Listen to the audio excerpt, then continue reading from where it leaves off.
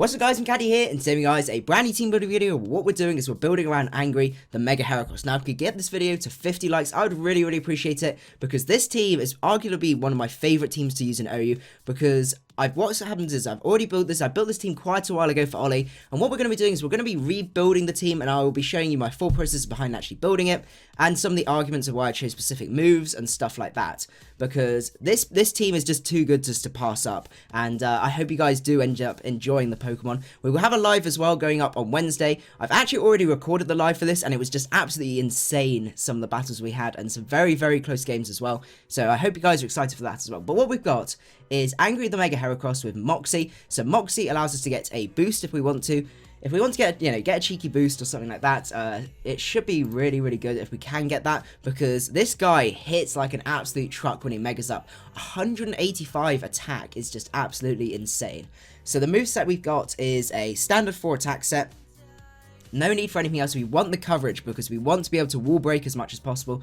Close combat allows us to obviously just hit most things really hard. Bullet Seed as well allows us to hit Rotom forms and other bulky water types and things like that, and other things like Azumarill and stuff like that. Pin Missile is a great way to hit psychic types, especially some of the more bulky psychic types. And finally, Rock Blast as well allows us to hit Talonflame on the switch and just really wreck a lot of flying types, which is really nice to have.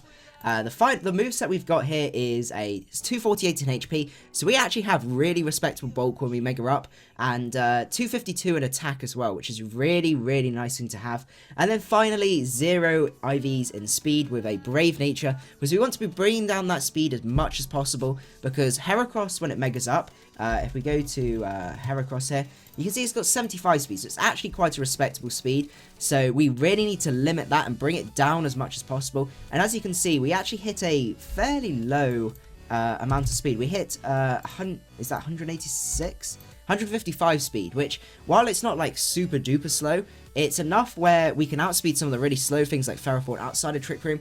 And even if they do outspeed, it's not the biggest problem in the world. So that's the plan with this guy, and this is what the team concept is based around. It's going to be Mega Heracross in Trick Room.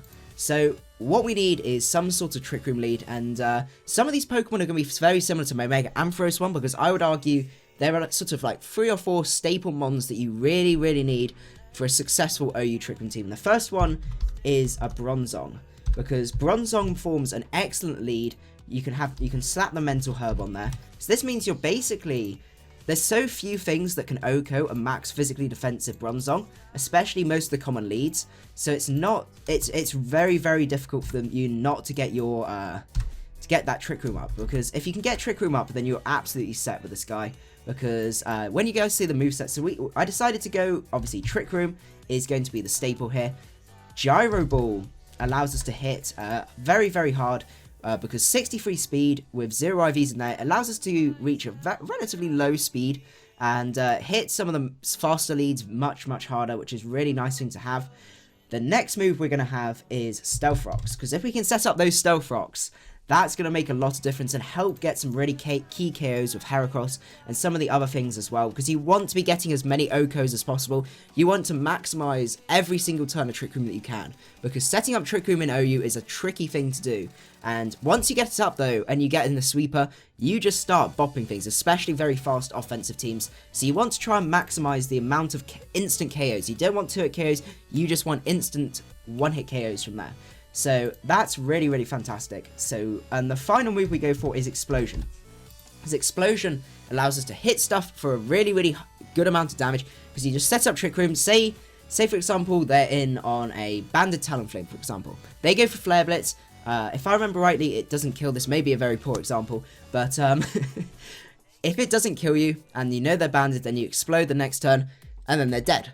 And that's absolutely fantastic, because then you can bring in a sweeper. You've still got a good amount of Trick Room terms left to actually abuse that with, and you just start going your sweep from there. So it's really nice, and it's a really good way to bring in your Pokemon. But you don't want to explode too early, because this guy can set up Trick Room on so many different Pokemon and just wall a really good amount of the tier.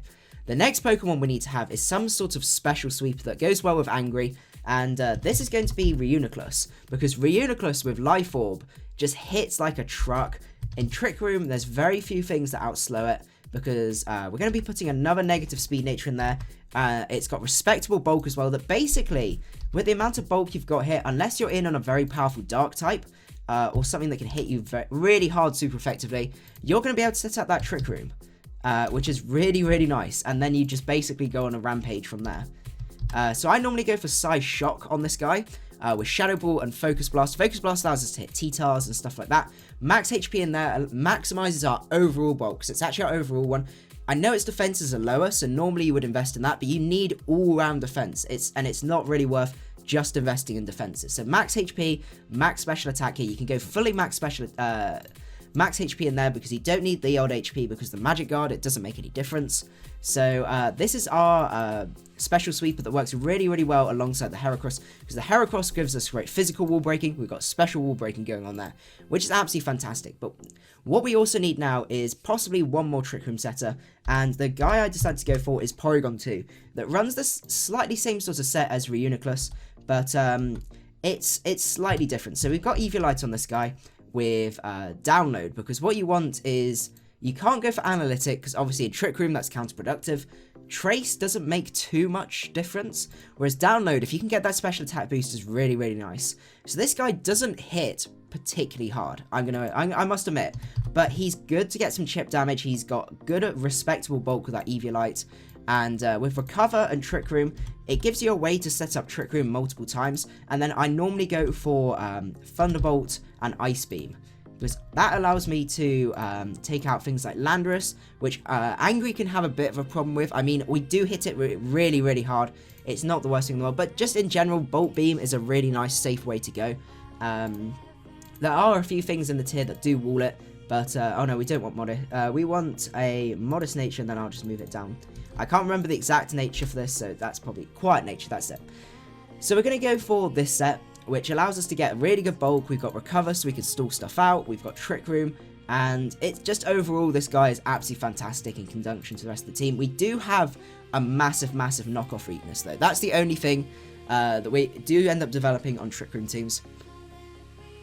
Obviously, Angry does resist knockoff, so that's not the worst thing in the world, but we want to be keeping Angry at a good amount of HP. So we want to try and think of some mons that, if they get knocked off, it's not the worst thing in the world. And we also need to bring some more bulk, because the whole point of this team is that you just have, it's just bulky offense, but really, really slow, and then you can abuse Trick Room when you can to then, you know, outspeed and just hit really, really hard. So every mon should be able to hit really, really hard. So the Pokemon that fits this really well is Azumarill, because Azumarill with Assault Vest just works absolutely fantastically with this team, because it gives us some really, really nice special bulk, which otherwise our team is kind of lacking. We've got Bronzong on the physical side, but we can still go for a really good hard hitter here. And the final 8 can go in there. We're actually going to have a negative speed again. And what this does as well is this gives us priority. And this is also really key. So say, for example, Talonflame. Talonflame could be a problem. But if you can set up that Trick Room, then go into Azumarill, then your Aqua Jets out-prioritize the Brave Bird. And that is really, really nice, I must admit. So we're going to go for Waterfall, Play Rough, the very standard sort of movesets on there. Aqua Jet. Now this one is something you may not expect, but Power Up Punch. Which sounds really weird, but if you think about it like this, say for example you're in, and then Bishop. Bishop's a really big problem for the team so far, but if there's Trick Room up, I go into Azumarill, I can go for the Power Up Punch. If he stays in, I kill. If he switches out, then I'm now a +1 Azumarill in Trick Room, which is just absolutely insane, and I'm going to be just punching holes in absolutely everything, and something they can switch in and say, you know, that they think is going to be able to wall me, won't then be able to wall me, and then I can just 2-hit KO them from there.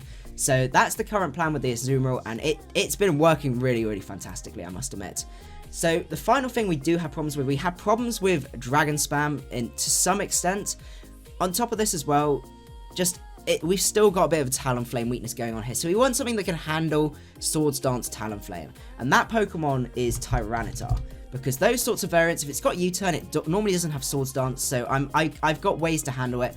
Porygon 2 can handle non-Swords Dance variants, and this guy allows us to get even more bulk going, because we've got another Assault Vest user going on here. This also allows us to Pursuit Trap stuff, because we can outspeed, we could go for crunch, or we could be pursuing stuff, and being able to switch up moves as well is very, very key. The whole point of Trick Room is you don't switch. It's very, very hyper offensive. You don't switch and you don't lose momentum if you can. So being able to change up your moves is where you want to go. You don't want to be slapping choice bands on things. To start with, it does seem a good idea, but you'll find that once they switch into something that then walls you've got to switch out, they can then react, and you end up wasting turns of Trick Room. When you've only got a very few number of turns of Trick Room, you don't want to be wasting them. So this guy allows us to hit incredibly hard. We've got a good answer to... yeah, we got a good answer to Dragon Spam, which is really nice. Azumarill handles what's Majiki Bisharp, as I said, and obviously Angry does as well to an extent. So Bisharp isn't the biggest sort of threat. It is scary, but it's not going to be the biggest threat. So what we have on this guy is Stone Edge. I like Earthquake on this guy just to get that Edgequake going, because there's a few mons that can sometimes, like sometimes it sounds a little bit weird, but a Heatran played right can sometimes cause some issues, because Reuniclus, they can sometimes just play around, and you don't want to be switching an Angry, Azumarill, or T-Tar in on the switch, but having something that can just bop it straight away, because it's just really, really nice, and just another answer to it. The other option you can run on here is Superpower, but that's the same problem, is that you're then losing momentum, you've got to switch out and stuff like that, and we've got plenty of things that can really hurt Ferrothorn, so I personally prefer the Earthquake on there, and I think it's been working really well so far. So that's the whole concept behind the team. I will be putting the team down in the description below, so you guys can give it a go. Let me know what you think, and hopefully you guys enjoy the live as well. So I hope you guys did enjoy the video. If you did, don't forget to leave a like, and I will see you guys at the next one. Macadii out.